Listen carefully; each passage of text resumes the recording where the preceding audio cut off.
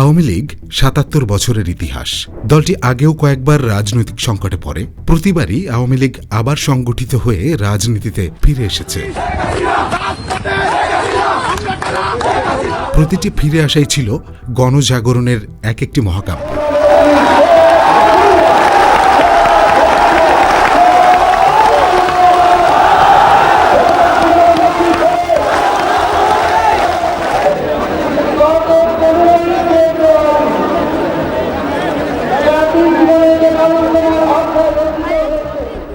এবারের প্রতিষ্ঠাবার্ষিকীতে আওয়ামী লীগের সামনে সবচেয়ে বড় প্রশ্ন, কিভাবে ফিরবে আওয়ামী লীগ, কবে ফিরবে?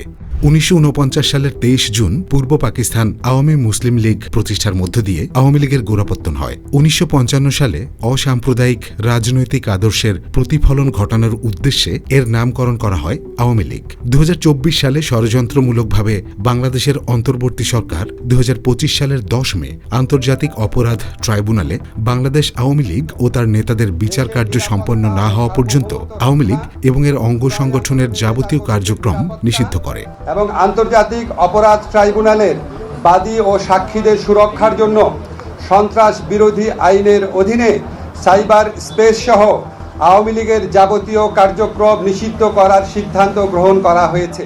এরই ধারাবাহিকতায় ১২ মে ২০২৫ সালে বাংলাদেশের নির্বাচন কমিশন দল হিসেবে আওয়ামী লীগের নিবন্ধন স্থগিত করে। ১২ ফেব্রুয়ারি নির্বাচনের পর গঠিত জাতীয় সংসদে আওয়ামী লীগ নিষিদ্ধের বিল পাশ করা হয়। সন্ত্রাস বিরোধী আইন ২০০৯-এর অধিকতর সংশোধনকল্পে আনিত বিলটি সন্ত্রাস বিরোধী সংশোধন বিল ২০২৬ মহান সংসদ উত্থাপিত আকারে অবিলম্বে বিবেচনার জন্য গ্রহণ করা হোক। তবে বাংলাদেশের সবচেয়ে পুরনো এই রাজনৈতিক দলটি এবারই প্রথম এরকম পরিস্থিতির মুখোমুখি হয়নি। ইতিহাস বিশ্লেষণ করলে দেখা যায় দলটি এর আগেও কয়েকবার রাজনৈতিক সংকট না হলে সামরিক শাসনের মুখে কার্যত নিষ্ক্রিয় হয়ে পড়েছিল।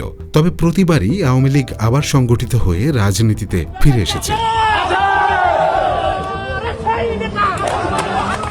প্রতিষ্ঠার এক দশক পেরোনোর আগেই দলটির উপর প্রথম বড় ধাক্কা আসে ১৯৫৮ সালে। তখন পাকিস্তানে সামরিক শাসন জারি হয়। सदारती फरमान तैयार हुआ सिकंदर मिर्जा की तरफ से आइन तोड़ने का और मार्शल लॉ लगाने का। उन्होंने अय्यूब खान को chief martial law administrator appoint किया। সে সময় সামরিক আইনের অধীনে একটি অধ্যাদেশ political parties elected bodies disqualified ordinance PRODO জারি করে সব রাজনৈতিক দল নিষিদ্ধ ঘোষণা করেন আইয়ুব খান, যার আওতায় আওয়ামী লীগও পড়ে। সে সময় আওয়ামী লীগের রাজনৈতিক কার্যক্রম ও সভা সমাবেশ কঠোরভাবে দমন করায় দলটি অনেকটা নিষ্ক্রিয় হয়ে পড়েছিল।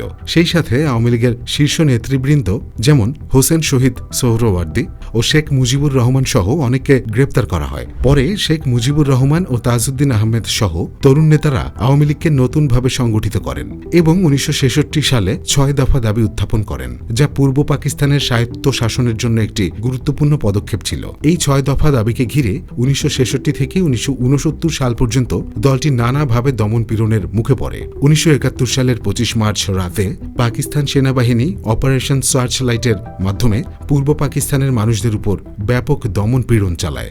আমরা যখন মরতে শিখেছি তখন কেউ আমাদের দবাতে পারবে না। রক্ত যখন দিয়েছি, রক্ত আরো দেব।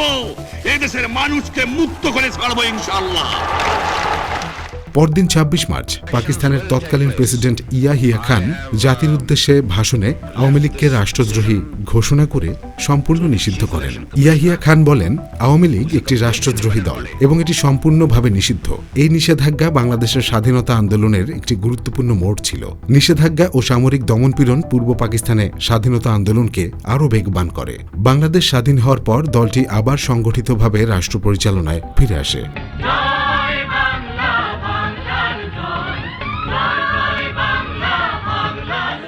১৯৭৫ সালের ১৫ আগস্ট তাঁর রক্তে প্রিয় মাটি উর্বর হয়েছে, তাঁর রক্তে সব কিছু সবুজ হয়েছে।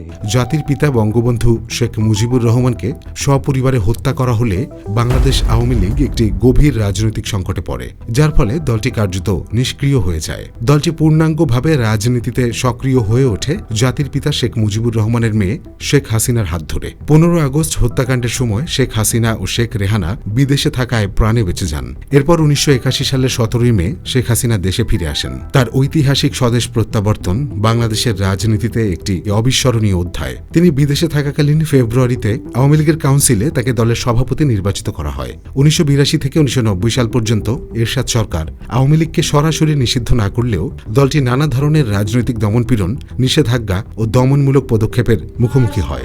এই দেশে নাই মানুষের কোনো মৌলিক অধিকার, নাই বেঁচে থাকার অধিকার, নাই বাক স্বাধীনতা, নাই সাংবাদিকতার স্বাধীনতা। 2001 সালে বিএনপি নেতৃত্বাধীন 4 দলীয় জোট সরকার ক্ষমতায় আসার পর আওয়ামী লীগ এবং এর সমর্থকদের উপর ব্যাপক দমনপীড়ন ও রাজনৈতিক সহিংসতা চালানো হয়েছিল। দেশের বিভিন্ন স্থানে আওয়ামী লীগ সমর্থক, ভোটার ও সংখ্যালঘুদের ঘরবাড়ি, দোকান, জমি জমা লুটপাটের অভিযোগ পাওয়া যায়। সেই সাথে অনেক স্থানে নারী নির্যাতন, এমনকি ধর্ষণের ঘটনাও খবরের শিরোনাম হয়েছে। 2007 সালের জানুয়ারি মাসে ডক্টর ফখরুদ্দিন আহমেদের নেতৃত্বে সেনা সমর্থিত তত্ত্বাবধায়ক ক্ষমতা নেয়। আবারও শুরু হয় আওয়ামী লীগের নেতাকর্মীদের উপর অত্যাচার ও নির্যাতন। আওয়ামী লীগ সভাপতি শেখ হাসিনাকে রাজনীতি থেকে মাইনাস করতে মিথ্যা মামলায় গ্রেপ্তার করা হয়, কিন্তু আওয়ামী লীগ ফিরে আসে বিপুল জনপ্রিয়তা নিয়ে। 2008-এর নির্বাচনে আওয়ামী লীগ 2/3 বেশি সংখ্যাগরিষ্ঠতা পেয়ে সরকার গঠন করে। তারপর থেকে টানা 15 বছর ক্ষমতায় ছিল আওয়ামী লীগ। এই 15 বছর বাংলাদেশ বদলে গেছে।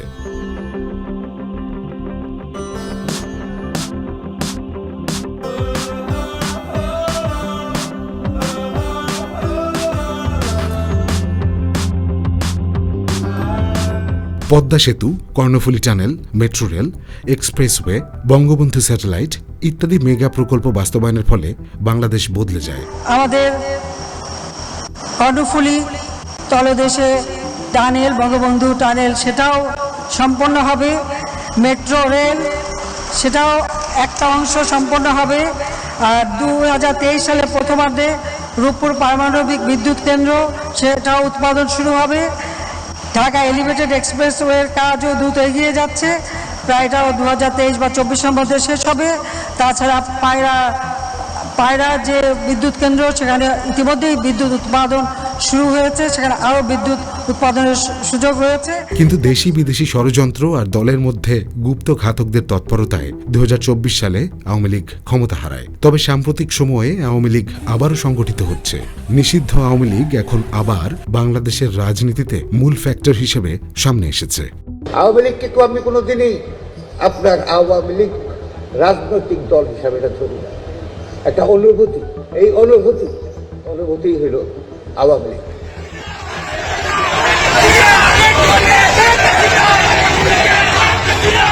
জাতির পিতার স্বপ্নে সোনার বাংলা ইনশাআল্লাহ আমরা গড়ে তুলব। মানুষের শক্তি হচ্ছে আওয়ামী লীগের শক্তি। আওয়ামী লীগের কোনো প্রভু নাই, জনগণই হচ্ছে আওয়ামী লীগের প্রভু।